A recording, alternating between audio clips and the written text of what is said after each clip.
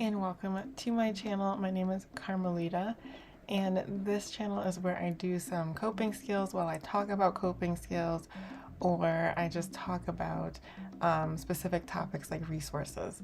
So I am a licensed professional counselor, and though I am a counselor, I'm not your counselor, so please don't use this or any other social media content to substitute your mental health treatment. If you think you need mental health treatment, please find a clinician in your area. With that being said, today I'm talking about a book called Their Eyes Were Watching God by Zora Neale Hurston. I'm just grabbing the book with me.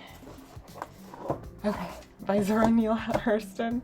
It was written, I believe, in 1937, and the reason why I'm reading it is because I really wanted to get into reading more African American literature, because although I went to public school through most of elementary and high school, and all of high school, I do feel like the literature was mostly not African American. I mean, we read one Frederick Douglass biography, but anyways, I wanted to read more African American literature because I feel like that is going to help me more with identity, not that I have identity issues as a Black woman, but more so giving me a sense of rootedness.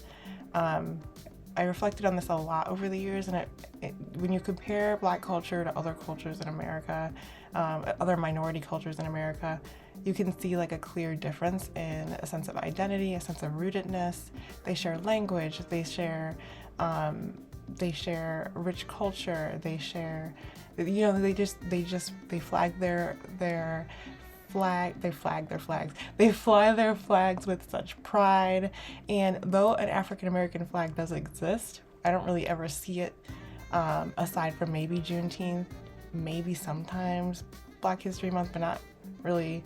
And so it's I really wish we had that sense, but that goes back to slavery times as well, being misplaced or displaced from your own culture, and then separated from your language and all of those things, and then that passes down to generations, and now there's a sense of loss of identity across a lot of people in African American culture. So anyways, all that being said, is I really wanted to read some classics. So this is one of the things that ChatGPT told me about, because that's what I ended up doing, is ChatGPTing a list of books, classic African American literature. And so anyways, I've been reading this book. It's a fictional book, and it is about a woman who is basically, it's about her journey of finding love.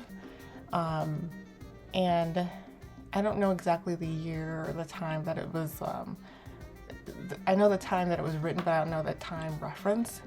It seems to me like it's post-slavery, because in the beginning of the book, and I'm not through with it yet, but in the beginning of the book, it talks about how the main character was raised by her grandmother, and her grandmother was a slave, and her grandmother became a free slave, and it talks about that journey of how she became free. It was very traumatic. I'm not going to tell you all the things. If you want to know specifics, you can read it, but it was very traumatic. And one of the quotes that I actually typed in my computer here is, it stuck with me. The grandmother said, "Honey, the white man is the ruler over everything as far as I've been able to find out. Maybe it's someplace off in the ocean, way off in the ocean, where the Black man is in power, but we don't know nothing but what we see. So the white man throw down the load and tell the N-word," she uses the real word, "the N-word man to pick it up. He pick it up because he have to, but don't tote it. He hand it to his woman folk.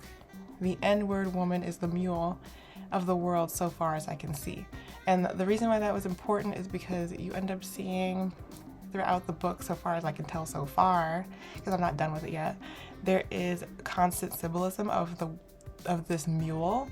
It comes up again later on where Janie is working, that's the main character's name, is working, and she's married to her second husband, and she's very compassionate about this mule that everybody's abusing and making fun of and everything. And because she's so compassionate about it and passionate for it, her husband saw that and was like, okay, well, let me buy the mule, let it rest. And eventually, it ended up dying. It was a whole thing of like, she wanted to go to its funeral, and he said no, because that's no place for a woman to go to a funeral. At this point, she's the mayor's wife, and she's held in high status, so she shouldn't be out around, at the mule's funeral. But she was very upset about this, of course, because it's like not being able to choose what you do with your time and basically being the mule. So we see the symbolism of the Black woman being the mule, and I thought this was relevant because I do see this in modern day culture still, even a lot of times, where Black women are working 2-3 jobs. Black women are the mom and the dads of the household. Black women are the matriarch of the family, and the matriarch is the center of the family. And so we see a lot of these themes, and it's just interesting how this was written in 1937, I believe, and it is 2025, and we still see this kind of theme of like a lot of Black women kind of being the ones that have to pick up all of the weight in the slack. And that at the end of chapter 2, I wrote this quote down too: have some sympathy for me, put me down easy, Janie, I'm a cracked plate. So kind of like grandma basically telling us she's exhausted and she's broken. And also some backlog, or whatever you want to call it, is grandma. I told you she was a freed slave.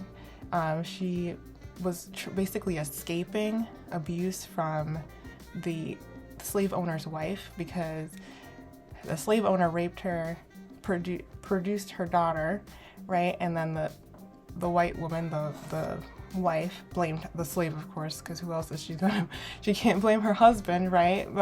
So anyways, she's like threatening, she's gonna like kill her or something like that. So then the grandmother runs away, and upon running away, she comes across some people who had announced that basically slaves were free.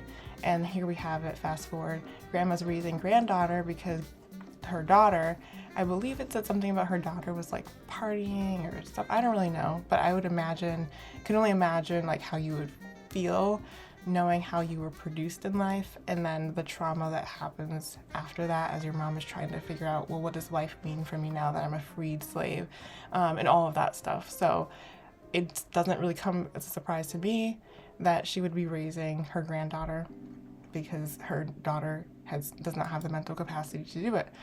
Another thing that came up for me was when I was reading the book, there was a part where like these two town folk are talking, and one of the quotes is, "Colored folks is too envious of one another. That's how come we don't get no further than us do now. Us talks about the white man keeping us down. Shucks, he don't have to. Us keeps our own selves down."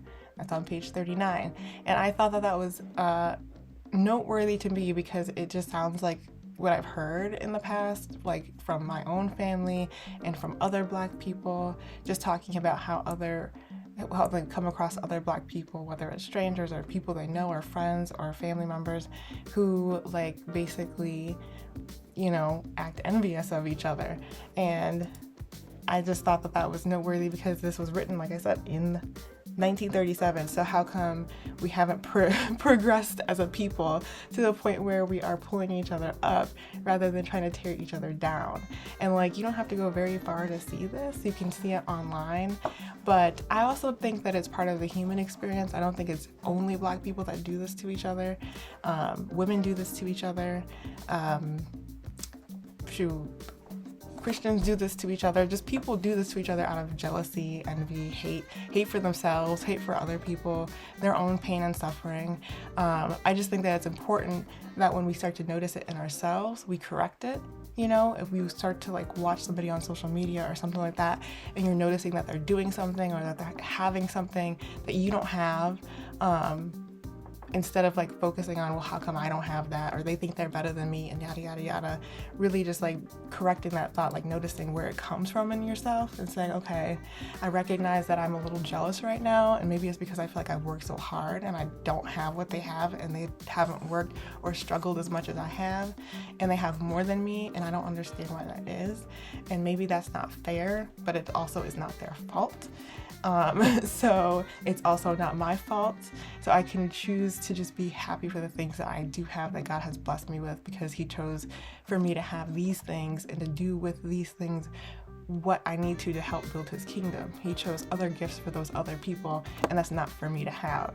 And so I think that's important for us to recognize in ourselves as a people, not just as Black people, but as people in general. But I just think that was a noteworthy quote, because I feel like that passes down to the generations, because it's definitely something that I've heard so many times throughout my life, is Black people don't have community, Black people are too envious of each other, Black people tear each other down, Black women are, mean to each other, jealous, da, da, da, da, da, da, da, da. And first of all, it's not only our culture that does it. However, it is sad when it does happen. And so I think instead of pointing fingers and saying, you shouldn't be doing this, you shouldn't be doing that, we should recognize within ourselves when it's happening. Because when you recognize those first feelings of jealousy or envy or anger towards somebody else for having something or for accomplishing something, that's an opportunity for you right there to pluck out the root before it starts to sprout, because when it starts to sprout, other people can see it. If I have a feeling, nobody else can see my feelings or feel my feelings but me, and I can address them before they come out and create weeds in other people's lives and in my life ultimately, because nobody wants to be around somebody who's bitter about other people. So anyways, that is just my little 2 cents two takeaways from the book so far. And like I said, I'm not done with it. I think I'm on chapter 6. It's taken me a while to get through it because I have 2 little kids and I run a private practice. I'm very busy, but when I get a chance to, I like to sit down and read it. And so it's been very good and very just a good opportunity for me to reflect and be humbled by all that I have and all that my ancestors have gone through for me to get to where I am today. So anyways, I hope this video was entertaining for you, or at least knowledgeable, or provided you with some knowledge, and I hope you liked it. If you did, feel free to subscribe, or if you have a question, comment below, or if you have suggestions for books, I'd love to hear that too, and make sure to comment those below. Thanks for watching. Peace be with you.